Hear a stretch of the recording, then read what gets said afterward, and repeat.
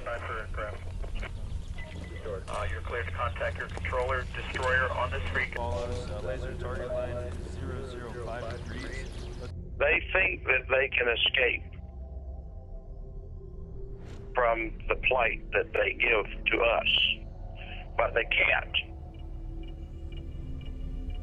Evil is self-destructive.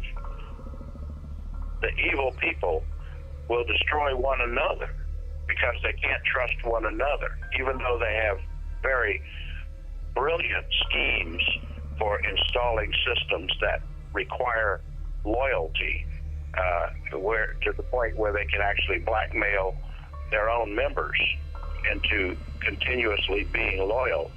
But the evil is continuously self-destructive. Everybody has a gun at his head, held by somebody else who also has a gun at his head, essentially, in a figurative sense, is what I'm talking about, not literally.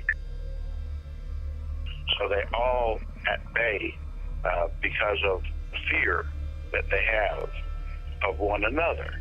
The evil that they are unleash upon the world, and they think that slave labor is going to keep everybody working. Tyranny has one source of strength, which is the ability to regiment human labor through slavery. But the free society has another source of strength, which is the creative thought that comes from a free person's mind. And the stage that we are at right now is one where the creative thought of the free person is being delivered to the tyrant states. And they are becoming prosperous and dominating the world economy because they have the benefit of the creative thought that comes from the free societies. You know, if there were people running around setting buildings on fire in your community, and you call the fire department 100 times a night, the fire department would never be able to put all those fires out without going after the people that are setting the fires. Once you arrest the people that are setting the fires and make them stop setting fires, then you can return your community to normalcy. But as long as you leave them alone and let them continue to set fires, there's no way the fire department's ever going to put out all those fires. Well, I'm talking about the people who are doing this are creating tyranny step by step in our nation, taking away our rights. They're supposed to be left alone while they do that. And you're supposed to deal with the problems they're creating, but without going after them. They want us to be busy doing something else other than opposing them. If the freedom-loving people fight one another instead of those who are putting us into tyranny, then anybody can take over the country and tyranny can prevail. You know, Shakespeare actually wrote it down in a play called King Lear. There's a line in that play that says, "Be it thy policy to busy giddy minds with foreign quarrels." The tyrant on one side of the ocean tells his freedom-loving people that they're in grave danger from the tyrant on the other side of the ocean. And they all have to stand behind their country and go and fight to protect their country from that other tyrant. And so the patriotic people from both of those countries meet one another on the field of honor, and they kill one another. The freedom-loving people need to turn their attention to who's putting them in slavery, and not to think that because he speaks another language or he's on the other side of an ocean or a river or a mountain range, that he's worse than the one who's doing it to you. Well, in order to evaluate the quality of the leadership that our military has, you must first ask the question, are you evaluating their competence on the basis of what they claim their goal is, Or are you evaluating their competence on the basis of what their goal actually is?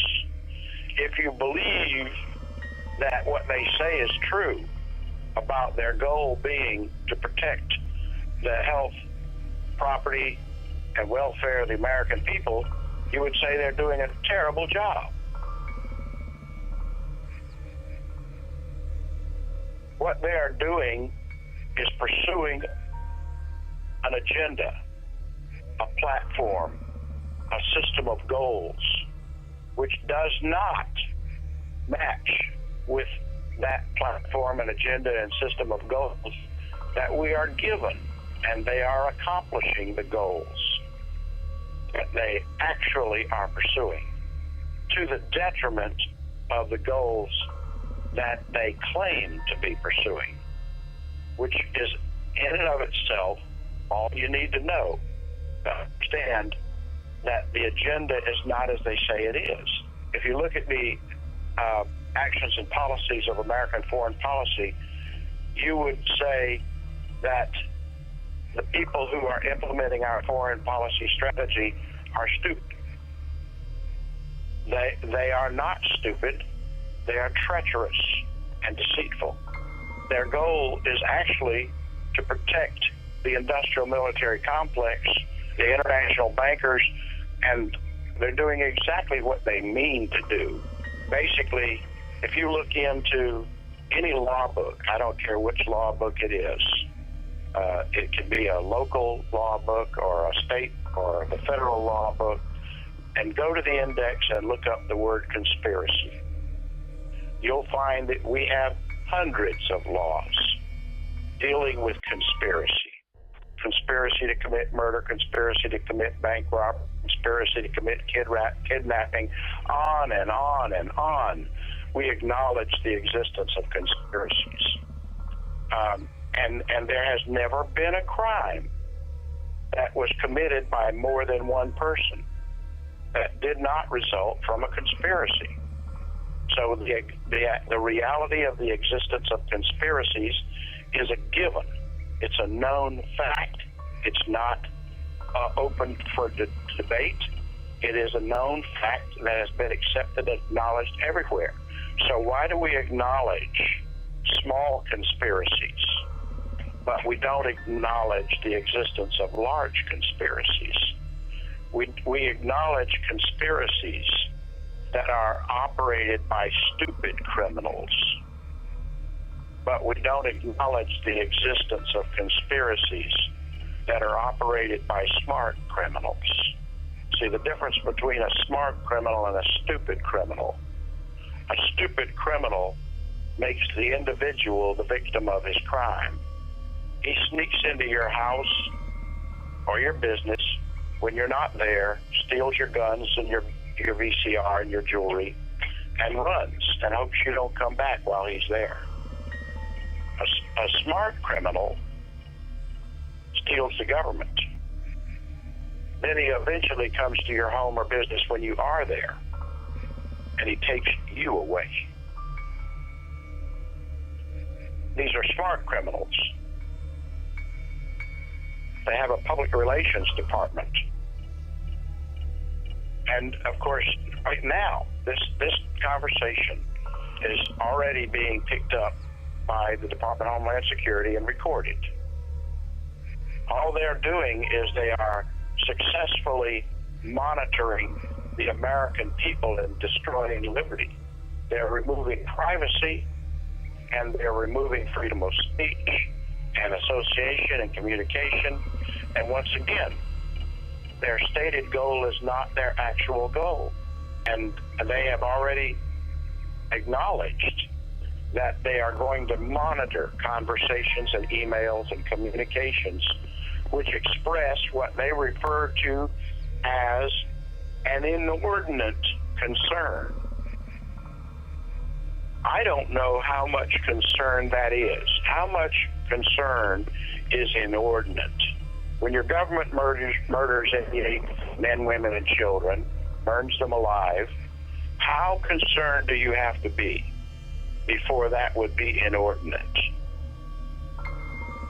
When they consistently pursue a plan that results in the destruction of liberty and more and more oppression over the law-abiding, peace-loving American people, but yet fail to thwart acts of terrorism, the question has to be asked, did they ever intend to thwart the terrorism?